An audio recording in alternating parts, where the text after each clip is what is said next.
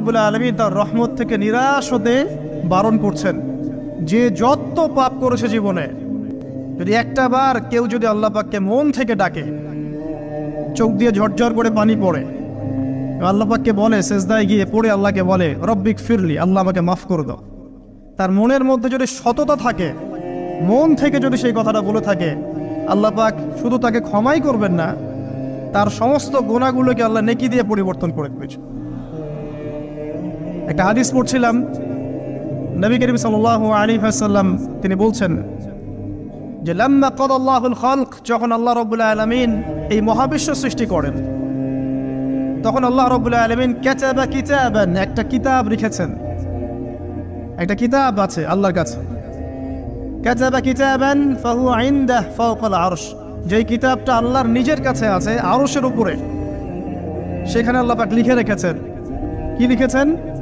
ইন্না রাহমাতি সাবাকাত গদাবি, প্রতিটা ক্ষেত্রেই আমার রহমত, আমার দয়া, আমার করুণা আমার গজবকে পরাজিত করেছে। মানে আল্লাহ রাব্বুল আলামিনের গজব এর উপরে আল্লাহ পাকের রহমত অবস্থান করছে।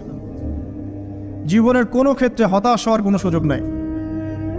আজকে পারিবারিক ভাঙন বলেন, ব্যক্তি পর্যায়ের আত্মিক ধ্বংসই বলেন, সমাজের বিপর্যয় বলেন, যাই বলেন, পিছনে একটা বড় কারণ আছে। সেটা হলো আল্লাহ থেকে দূরে থাকা মানুষ, আল্লাহ থেকে হতাশ হয়ে যাওয়া। আর এই কাজটা শয়তান করিয়েছে মানুষকে আল্লাহ থেকে দূরে সরানোর জন্য। কিন্তু আল্লাহ রাব্বুল আলামিনের কাছে কেউ যদি যেতে চায়, মন থেকে যদি আল্লাহকে একটা বারও ডাকে, আল্লাহ পাক এক ডাকের মাধ্যমেও তার গুনাহ মাফ করতে পারে। দুজন ব্যক্তির ঘটনা পড়লাম। একজন ব্যক্তি প্রচন্ড রকম আবেদ, প্রচুর ইবাদত করে। আপনারা জানেন ইবলিসও কিন্তু আবেদ ছিল, ইবলিস কিন্তু প্রচুর ইবাদত করেছে। এখন ওই ব্যক্তির একজন বন্ধু ছিল, এটা বানু ইসরাঈলের ঘটনা। তো সেই বন্ধু পাপী ছিল, বিভিন্ন কবিরা গুনাহ করত। আর এই আবেদ ব্যক্তি বারবার তাকে নসিহত করত, গুনাহ ছেড়ে দাও, তুমি পাপ করছো, গুনাহ ছেড়ে দাও। তখন সেই ব্যক্তি যে পাপ করছে সে বলতো যে আল্লাহ কি তোমাকে আমার রক্ষক বানিয়েছেন? আল্লাহ কি তোমাকে আমার উপর দারোগা বানিয়েছেন? আমাকে আল্লাহর হাতে ছেড়ে দাও, আমাকে নসিহত করতে শোনা। একদিন এই আবেদ ব্যক্তি তার বন্ধুকে একটা জঘন্য পাপ করতে দেখলো, এমন একটা পাপ যেটা দেখে তার মনে ধারণা আসলো এটা চরম জঘন্য একটা কাজ। তখন সে মুখ ফসকে বলে ফেলল যে আল্লাহ তোকে আর মাফ করবে না, আল্লাহ তোকে জান্নাত দিবে না। আল্লাহ রাব্বুল আলামিন মালাকুল মউতকে এই দুজনের কাছে পাঠালেন, দুজনের রূহকে কবজ করা হলো। এবার আল্লাহ পাক তার সামনে তাদেরকে উপস্থাপন করে বললেন যে তোমাকে আমার রহমত সম্পর্কে কে গ্যারান্টি দিয়েছে যে আমি কাউকে রহমত করব কি করব না? যাও, আমি তোমাকে জাহান্নামে পাঠালাম, ওই ব্যক্তি যে আমার রহমত প্রত্যাশা করেছে আমি তাকে জান্নাত দিয়ে দিলাম। দেখুন, এই হাদিসটা শুনলে মনে হয় বাহ্যিক হয়তো বা মুখের একটা কথার কারণেই সে জাহান্নামে চলে গেল। আসলে বিষয়টা এমন নয়। বিষয়টা আমি আপনাকে বোঝাচ্ছি। বিষয়টা হচ্ছে ইবলিসের মতো। ইবলিস কিন্তু শুধু মন থেকেই বলেনি যে খলাকতানি মিন নার ওয়া খলাকতাহু মিন তিন, আমি কেন তাকে সিজদা করব আদমকে? আদম তো মাটির তৈরি আর আমি তো আগুনের তৈরি।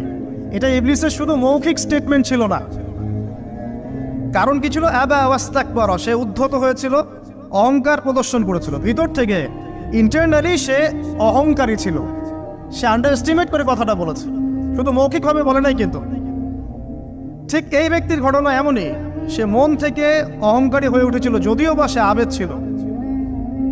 এখানে আমরা যারা প্র্যাকটিসিং মুসলিম হওয়ার চেষ্টা করছি, আমাদের জন্য এখানে নিদর্শন আছে।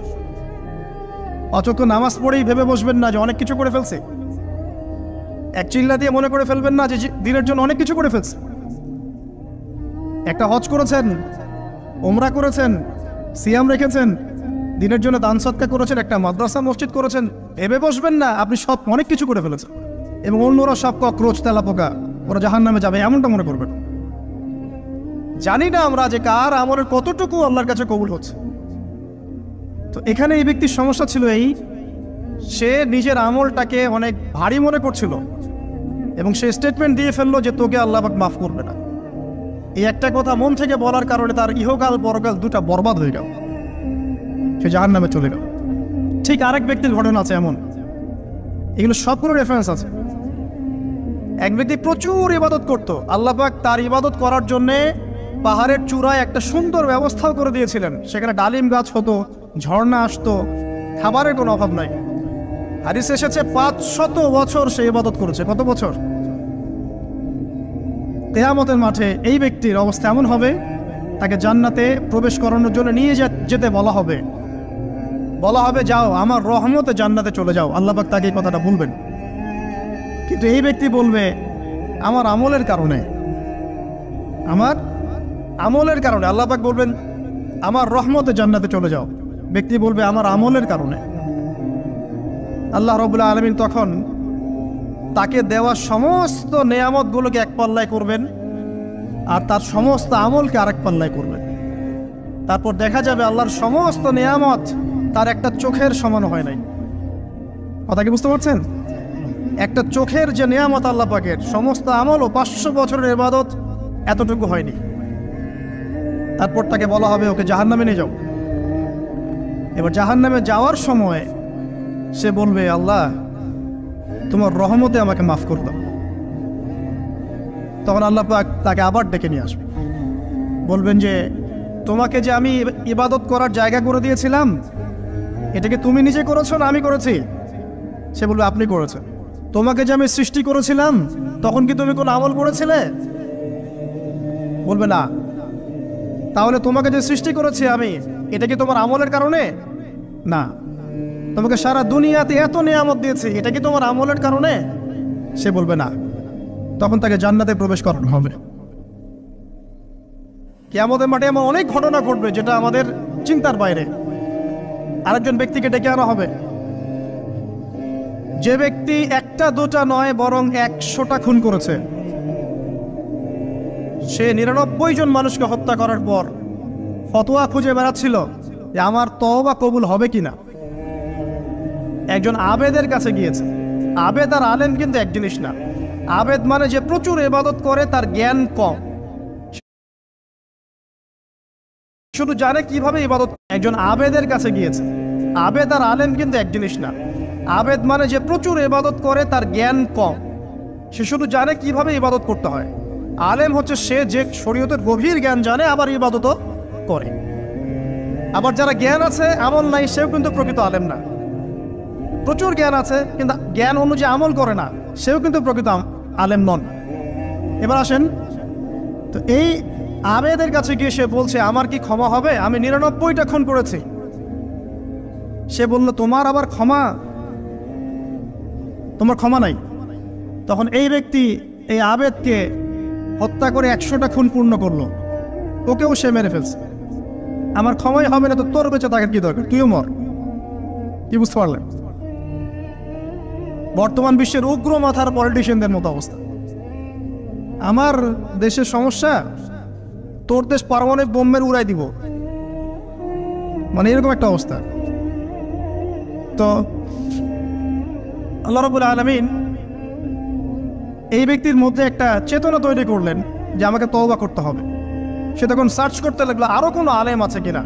এরপর অনেক দূরে একজন আলেমের সন্ধান পাওয়া গেল। সে সেখানে গেল, তাকে গিয়ে বলল আমার কি ক্ষমা হবে? সে আলেম তাকে বলল হ্যাঁ তোমারও ক্ষমা হতে পারে, যাও তুমি ইস্তেগফার করো এবং এই এলাকা থেকে অন্য এলাকায় চলে যাও। মানে যে এলাকায় তুমি অনেক দিন ছিলে, যেখানে তুমি অনেক পাপ কাজ করেছো, এখানে থাকার দরকার নাই। তওবা করে তুমি অন্য কোথাও চলে যাও, নতুন একটা জীবন শুরু করো। এখানে থাকলে হবে কি, তোমার স্মৃতিগুলো তোমাকে তাড়িয়ে বেড়াবে এবং মানুষ তোমাকে খারাপ নজরে দেখতেই থাকবে, তুমি তখন কষ্ট পাবে। এই জন্য তুমি চলে যাও। তো চলে যেতে যেতে সে রাস্তায় ইন্তেকাল করে। এবার তার রূহ নিবে কে? এই জন্য দুদল ফেরেশতা আসছেন, জান্নাতি এবং জাহান্নামী। তাদের মধ্যে বাক বিতরটা হচ্ছে কে রূহ নিয়ে যাবে। তো জাহান্নামের ফেরেশতারা বলছেন সে এতগুলো খুন করেছে, তার রূহটা আমরা নিব। আর জান্নাতি ফেরেশতারা বলছেন না, সে তওবা করতে এসেছিল, অতএব সে আল্লাহর অভিমুখী হয়েছে, তার রূহটা আমরা নিব। আল্লাহ পাক এখানে একটা কৌশল করলেন। আল্লাহ পাক ফেরেশতাদেরকে বললেন তোমরা রাস্তাটাকে পরিমাপ করে দেখো, যেদিকে যাচ্ছিল তার পরিমাপ বেশি, নাকি যেখান থেকে এসেছে ওর পরিমাণ বেশি? আল্লাহ পাক জমিনকে আদেশ করলেন, হে জমিন তুমি প্রশস্ত হয়ে যাও। এবার পরিমাপ করে দেখা গেল সে তওবার দিকে আসছিল, এর পরিমাণটা বেশি। এই একটা কাজের ওসিলা আল্লাহ পাক তাকে মাফ করে দিলেন। মনে রাখবেন, এটা মৌখিক বিষয় ছিল না, সে মন থেকে, ভিতর থেকে কিন্তু সে আল্লাহর প্রতি অনুগত হয়েছিল। এই মনের বিষয়টা আল্লাহ ছাড়া কেউ জানে না। আপনি দেখতে পারেন সমাজে অনেকে দাড়ি, টুপি, পাগড়ি, জুব্বা সব লাগিয়ে ঘুরছে, তো বিশ্বাস করেন তাদের মনটা এমনও হতে পারে যে জানোয়ারের চেয়েও কুৎসিত, এমনও হতে পারে। আবার আপনি দেখবেন সমাজে এমন অনেক মানুষ ঘুরছে যারা হয়তো অনেক পাপে লিপ্ত মনে হচ্ছে, কিন্তু মনের মধ্যে সততা আছে। আর যার মনের মধ্যে সততা আছে, আল্লাহ বা কোনো না কোনো দিন ইনশাআল্লাহ তাকে হেদায়েত দিবে। এটা আমরা আমাদের অভিজ্ঞতা থেকেও দেখেছি। এমন অনেক মানুষকে আমরা দেখেছি যে ড্রাগ অ্যাডিক্টেড ছিল, মিউজিক করেছে, হারাম সম্পর্কের মধ্যে ছিল, নামাজ ঠিক মতো পড়ে নাই, কিন্তু যখনই আল্লাহর কথা আলোচনা হতো দেখতাম সে খুবই শান্তভাবে মন থেকে কথা শুনছে। এই কথা শুনতে শুনতে শুনতে একদিন মাশাআল্লাহ এখন দেখবেন যে চিল্লা দিয়ে বেড়াচ্ছে বিভিন্ন মসজিদে। আল্লাহ হেদায়েত দিয়েছে, সব ছেড়ে দিয়েছে। এরকম মানুষের অভাব নাই কিন্তু সমাজে। তো এখানে আল্লাহ পাকের রহমত বা দয়ার একটা উজ্জ্বল দৃষ্টান্ত দেখতে পারবেন। ঠিক এরকম আরো একটা ঘটনা আছে বনু ইসরাইলের। এক ব্যক্তি এত পাপ করেছে যে শেষে মৃত্যুর সময় সে সন্তানদেরকে ডাকছে, ডেকে বলছে যে আমি যখন মারা যাব আমার লাশটাকে তোমরা কবর দিও না, যদি আল্লাহ পাক আমাকে ধরতে পারেন তাহলে খবর আছে আমার। আর কি করতে হবে? সে বলছে যে আমার দেহটাকে তোমরা পুড়িয়ে ফেলবে, এবং পুড়িয়ে ফেলার পরে ছাইগুলোকে একত্রিত করবা, করে অর্ধেক ছাই সমুদ্রে ভাসিয়ে দিবা, অর্ধেক ছাই বাতাসে উড়িয়ে দিবা। সন্তানরা তাই করলো। মৃত্যুর পর আল্লাহ পাক এই সমুদ্র এবং জমিনকে বাতাসকে আদেশ করলেন যে তোমরা ছাই জড়ো করে দাও। আর মানুষ আর জিন আল্লাহর কথা না শুনলেও এই প্রকৃতি আল্লাহ পাকের কথা শোনে। বিজ্ঞান বলে প্রকৃতি থেকে সব হচ্ছে। কি প্রকৃতি? প্রকৃতি কি, কাকে বলে? মানুষকে আল্লাহর ইবাদতকে বাদ দিয়ে প্রকৃতি পূজায় নিয়ে গেছে। এই পুরো প্রকৃতি আর মহাবিশ্ব এক আল্লাহর ইবাদত করে। কে সৃষ্টি করলো প্রকৃতি? প্রাকৃতিক ভাবে হয়েছে সবকিছু বলে, আল্লাহ থেকে হয়েছে বলা যাবে না। বললে আপনি মৌলবাদী হয়ে যাবেন। আল্লাহ শব্দ ইউজ করলে আপনি মৌলবাদী হয়ে যাবেন। ধর্মতাত্ত্বিক শব্দগুলোকে আস্তে আস্তে উঠিয়ে দেওয়া হয়েছে। দেখবেন যুক্তি, বিজ্ঞান, দার্শনিক শব্দগুলোকে আনা হয়েছে। এটাও টেকনিক্যালি করা হয়েছে। কোন সেকুলার মিডিয়াতে আপনি দেখবেন না ইনশাআল্লাহ বলছে। ইনশাআল্লাহ প্রমাণ করবে যে আপনি আস্তিক না নাস্তিক। তো প্রকৃতিকে আল্লাহ পাক আদেশ করলেন, এই সমুদ্র ছাই জড়ো করো, এই বাতাস ছাই জড়ো করো। তারা ছাই জড়ো করে দিল। এই ব্যক্তিকে বলা হচ্ছে তুমি জীবিত করে, আল্লাহ পাক বলছেন তুমি যে এই কাজটা করেছিলে, লিমা ফাআলতা হাদা, তুমি এই কাজটা কেন করেছো? তখন এই ব্যক্তি উত্তর দিচ্ছে, মিন খাশিয়াতিকা ইয়া রাব্বি ওয়া আনতা আ'লাম। হে আল্লাহ, আমি আমার বুঝে যা এসেছে আপনার ভয়েই আমি এই কাজটা করেছি, আর আপনি খুব ভালো করেই জানেন যে আমি আপনার ভয়ে করেছি নাকি অন্য কোনো কারণে করেছি। মানে আপনি আমার মনের কথা জানেন। আল্লাহ পাক তাকে মাফ করে দিলেন। আপনাদেরকে আমি সেই ব্যভিচারী মহিলার কথাও মনে করাই, যে ছিল একজন প্রস্টিটিউট মহিলা, পতিতা, যেটা আমরা বলি সমাজের ভাষায়। যদিও এখন নতুন শব্দ এসেছে সেক্স ওয়ার্কার বা যৌনকর্মী, এবং এগুলোকে আমরা এখন প্রমোট করছি। আমরা এখন অশ্লীলতাকে প্রমোট করছি। এই কথা বলতে আমাদের বুক কাঁপা উচিত নয় যে আমরা এখন অশ্লীলতাকে প্রমোট করছি। আমরা এখন কাপড় খোলার সংস্কৃতি দিকে যাচ্ছি। যে কাপড় খুলে দিয়েছিল ইবলিস। ইবলিস আমাদের বাবা মার কাপড় জান্নাতে খুলে দিয়েছিল, এটা কি জানেন? ফল খাওয়ার পরে এই ফল খেতে কে প্রলুব্ধ করেছে? ইবলিস। গাছের কাছে গিয়ে ফল ভক্ষণ করার পর সর্বপ্রথম আমাদের পিতামাতার গা থেকে কাপড় খুলে পড়ে গেছে। তা আমাদের পিতামাতাকে মহাবিশ্বে নগ্ন করে দিয়েছে ইবলিস, আর তার অনুসারীরা এই জমিনে আদম সন্তানদেরকে নগ্ন করছে এখন। অতএব এই যে একটা ট্রেন্ড এখন চলছে, দেখবেন হারাম রিলেশনশিপকে মিডিয়ার মধ্য দিয়ে প্রমোট করা হচ্ছে, মনে হয় একটা স্বাভাবিক বিষয়, কোনো বিষয়ই না এটা, যে কেউ জেনাই করতে পারে। জেনা পর্ন খুব নর্মাল। হালাল ভাবে যদি আপনি বিয়ে শাদী করতে যান তখন সমস্যা হচ্ছে, হালাল ভাবে যদি আপনি বিয়ে করতে যান তখন সমস্যা হচ্ছে। হারাম ভাবে আপনি যা ইচ্ছা তাই করতে পারেন, সমাজে কেউ কিছু বলছে না। এখন বলছে এগুলো স্বাধীনতা। সুবহানাল্লাহ, কোন স্বাধীনতা? স্বাধীনতা বলে কোনো শব্দ নাই মহাবিশ্বে। এই পুরো বিশ্বের সমস্ত মানুষ আল্লাহর অধীনে পরাধীন। এই বিশ্বে যত মানুষ বসবাস করছে এখন, এটা কেউই স্বাধীন নয়, না কেউ স্বাধীন ছিল, না আছে, না থাকবে। সবাই আল্লাহ পাকের দাসত্বের অধীনে পরাধীন। স্বাধীন সেই এই পৃথিবীতে যে ব্যক্তি শয়তানের তাবেদারি করে ও নফসের তাবেদারি করে, ও তো স্বাধীন, যা ইচ্ছা তাই করতে পারে। এই যে অশ্লীলতার প্রমোটিংটা চলছে, এটাকে পারিবারিকভাবে বন্ধ করতে হবে। আল্লাহ পাক আমাদেরকে বোঝার তৌফিক দান করুন। এগুলো যত বাড়বে সমাজে মহামারী আসবে, দেখে নিয়ে মহামারী আসবে, দুর্ভিক্ষ আসবে, সমাজে এমন সব রোগ ব্যাধির জন্ম হবে যেগুলো নামও শোনে নাই মানুষ কখনো, এবং সামনে ভূমিধস অপেক্ষা করছে, এগুলো আসবে। যাই হোক, ওই মহিলা, যে ব্যক্তি একজন যৌনকর্মী ছিল, বা যেটা আমরা বলি ব্যভিচারিণী মহিলা ছিল, একটা কুকুরকে দেখেছে সে পানি পান করার জন্য তৃষ্ণার্ত, সে এটাতে মায়া করে দয়া করে তার মোজাটাকে নামিয়ে এই কূপ থেকে পানি উঠিয়ে কুকুরকে পান করিয়েছে। এই একটা কাজের বদৌলতে আল্লাহ রাব্বুল আলামিন এই ব্যভিচারী মহিলাকে মাফ করে জান্নাত দিয়ে দিয়েছে। হাদিসে এটাও এসেছে, নবী সাল্লাল্লাহু আলাইহি ওয়াসাল্লাম বলেছেন, ইরহামু মান ফিল আরদ, তোমরা সবাই জমিনবাসীর প্রতি রহম করো। জমিনে মুসলিমই থাকতে হবে, তাদের প্রতি রহম করতে হবে এমন নয়, জমিনবাসী যারাই আছে সবার প্রতি রহম করো, জাতি ধর্ম বর্ণ নির্বিশেষে। এমনকি পশু পাখির প্রতিও দয়া করো। ইরহামু মান ফিল আরদ, জমিনে যারা আছে সবার প্রতি রহম করো। ইয়ারহামুকুম মান ফিস সামা, যিনি আসমানে আছেন তিনি তোমাদের প্রতি রহম করবেন ইনশাআল্লাহ। ইসলাম এই কথাগুলো বলেছে 1400 বছর আগে।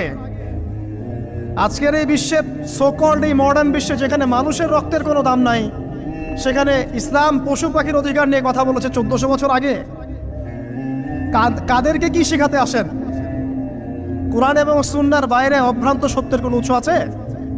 এখানে যা আছে তাই চূড়ান্ত। মানতে চাইলে মানেন, না মানতে চাইলে জাহান্নামে যান, কেউ তো বাধ্য করছে না। লাকুম দীনুকুম ওয়ালিয়া দিন। আল্লাহ পাকের রহমত দেখেন। আরেকটা ঘটনা আছে এমন, একটা বিড়ালকে বেঁধে রেখেছিল এক মহিলা, খাবার দেয় নাই, কষ্ট দিয়েছে। একটা বিড়ালকে খাবার না দিয়ে কষ্ট দেওয়ার কারণে এই মহিলাকে আল্লাহ পাক জাহান্নামে পাঠিয়েছে।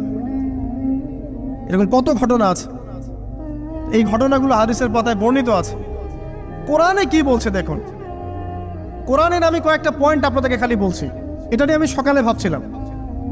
আল্লাহ পাক আদম আলাইহিস সালামকে সৃষ্টি করেছেন আমরা সবাই জানি, কিন্তু আল্লাহ পাক সূরা সাদের মধ্যে বলছেন ইবলিসকে, হে ইবলিস, তোমাকে কিসে বারণ করলো আদমকে সিজদা করতে, যে আদমকে আমি নিজের হাত দিয়ে সৃষ্টি করেছি।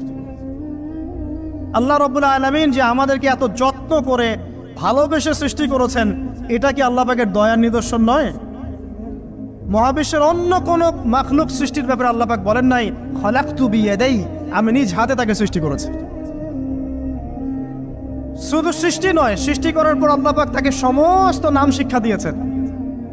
এই যে জ্ঞান শিক্ষা দেওয়া, জ্ঞান, এটা আল্লাহ পাকের সবচেয়ে বড় নিদর্শনগুলোর মধ্যে অন্যতম।